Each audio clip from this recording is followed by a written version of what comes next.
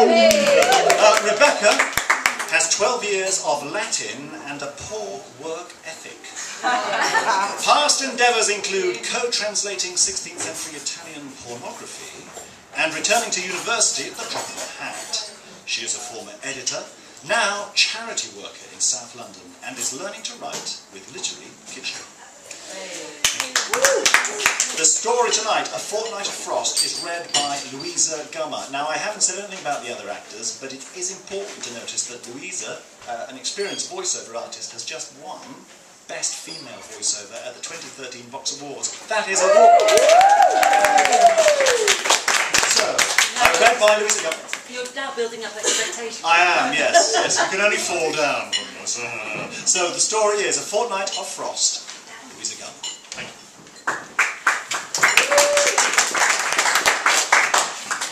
A Fortnight of Frost by Rebecca Skipwith. Still with us, Mr. C? He surfaces into a dapple of light, an orchestra of tweeting.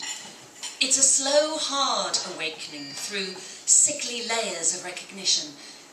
His garden in Reigate? No. A Sunday dragnet of marital sheets in Croydon, window flung wide. No. Not for decades. Fingers press at his wrist and lift his arm. Pins and needles rush his skin. Bad night last night, my love. Doctor will be along to see you in a minute. My love. Nurse Thingamy-Bob, who touches with such a brisk tenderness, knows all about his bad nights, but nothing at all about the 30,000 days that came first. Peter closes his eyes so he can't see the powdered rubber on her fingers. Just going to pop this on.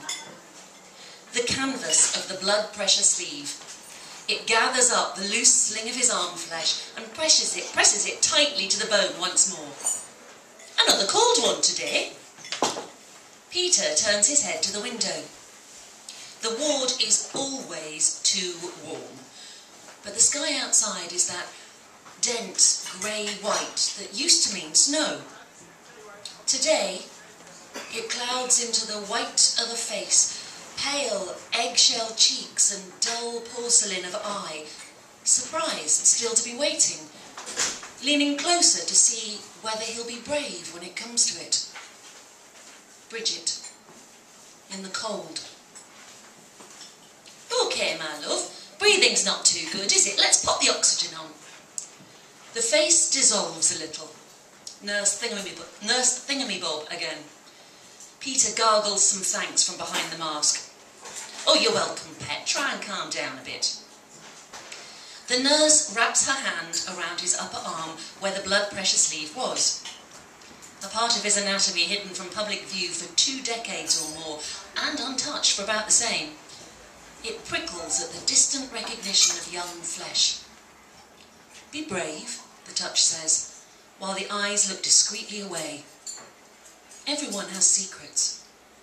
Everything can be forgiven. By visiting time, Peter has been ignored by 2 rounds of meals and felt up by 2 doctors, including one from something called Burns and Plastics. Nurse Thingamy-Bob has been puffing around like she'd conjured up a genie, who looked at Peter's arm and told him nothing at all. They have to look at everything, he supposes. Even the jungle of raw flesh where some old duffer's poured boiling water on himself, even when it's not this, but this rising tide in his lungs that will see him off. Peter closes his eyes. Let it fester.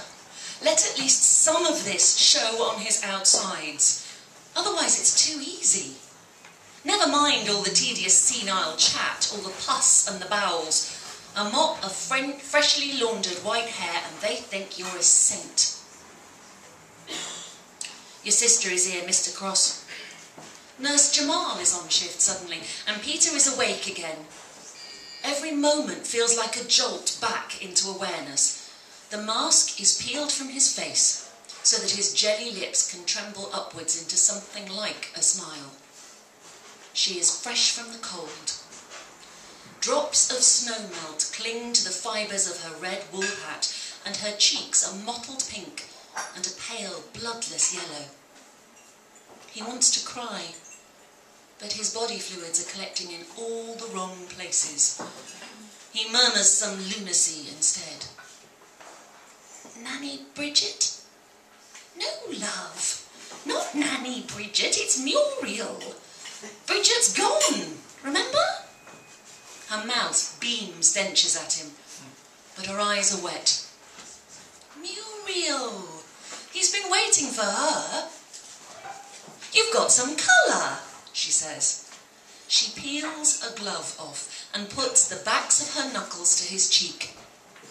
Peter tries to draw a hand from under the sheet to take hold of her, but against the undertow of his weakness, it's slow and impossible.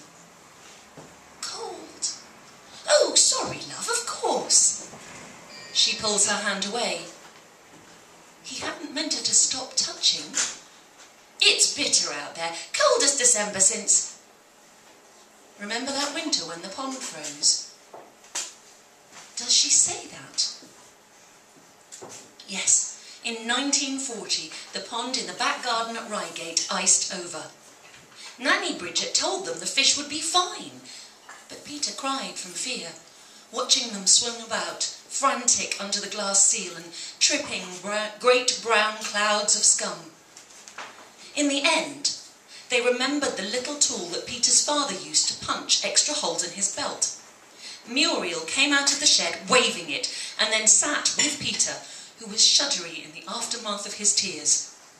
They watched Bridget crouch, her wool coat stretched tight between her spread legs, and drill little air holes in the thick ice. Afterwards, Peter was only too happy to be convinced that the fish slowed, bobbed a second or two at their breathing stations, waved a fin in thanks. There were other winters when Peter was a boy, but it's the cold, sharp ones that stick when everything else is muddy with morphine. The hard clamp of cold that gripped his backside as he perched on a frozen log. A sweet, dark smell of chestnuts muffling the steel in the air. The needling cold that crept through his tam to pincer his scalp as he lay half numb in the snow and Muriel showed him how to sweep out with his arms and legs to make an angel. Just triangles. What's that, love? A cool finger strokes at his jaw.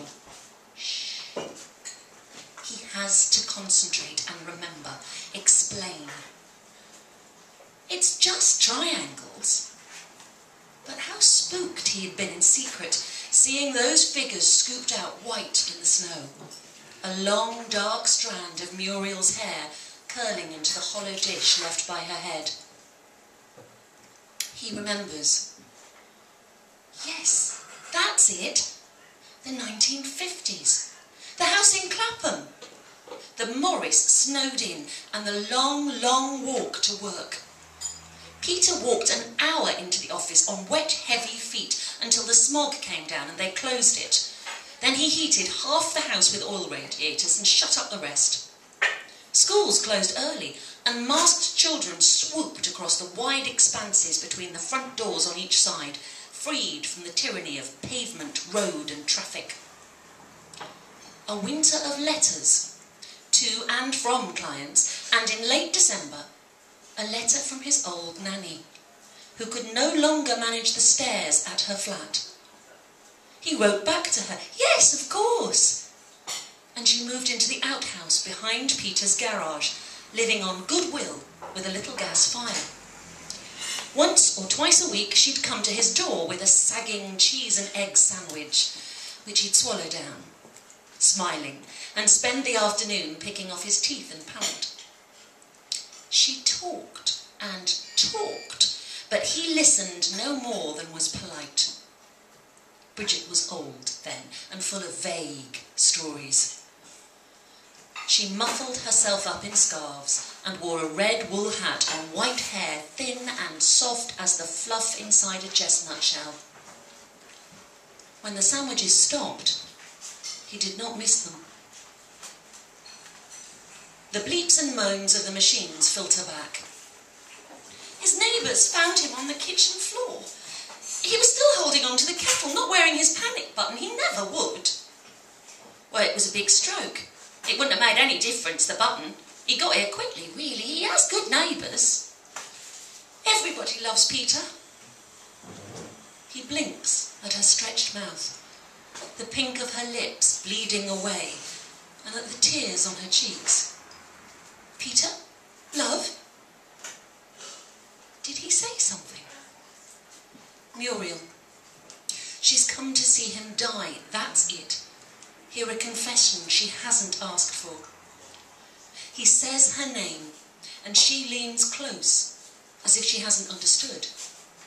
Her hand drifts in front of his face. Peter's tongue is sticky, weighted with a thick liquid. It crusts at the corners of his mouth. Try and remember. Yes, all right. In the middle of December 1953, in the outhouse behind Peter's garage, a valve failed on the little gas fire. A rusted crack no wider than an eyelash, and poison seeped silently into a cramped room. On Christmas Eve he sighed with annoyance and went, packet of Fortnum's tea crinkling in his numbed clutch, to find Bridget, sitting in a deck chair in the little outhouse. Cardigan, scarf and red wool hat was stiff with ice crystals. Ice tracting walls and sprays across her cheeks, tiny frozen teardrops at the edge of her mouth and eyelashes. The skin beneath like the shell of an egg, fragile and off-white, cold as earth, but sweet still, under a fortnight of frost. Her face overwrites all the other faces. A wife came later, a niece and 2 nephews, friends, neighbours, pink faces with warm lives and warm deaths. But it's Bridget he sees next to him, in the chair by his bed, crouching in the back garden, by the window, still and silent, etched with that icy filigree. Excuse me, can you? Nurse Jamal is leaning over. The mask goes back on. Oxygen. A small spark of life threading down into his fingers and toes. Muriel it is, not Bridget, but the shape of her swims and melts. Something flutters on his face. There, that's better. Shh. There's a thing he wanted her to know. Oxygen spills roughly into his mouth. It doesn't matter. He lets it stop him up. Shh, my darling. Sleep for a bit. Yes. All right. Someone pushes warm fingers through his. Peter turns his head away from them and away from the angry tweeting of his machines. It's late. The snow is falling thicker outside the window, through the vents in the ceiling where warm air used to blow. Peter moves one weak arm through the thick drift beneath him, a little triangle of a wing. A side room, someone is saying. But Peter looks at the window, at Bridget, who once saved the fish in a frozen pond.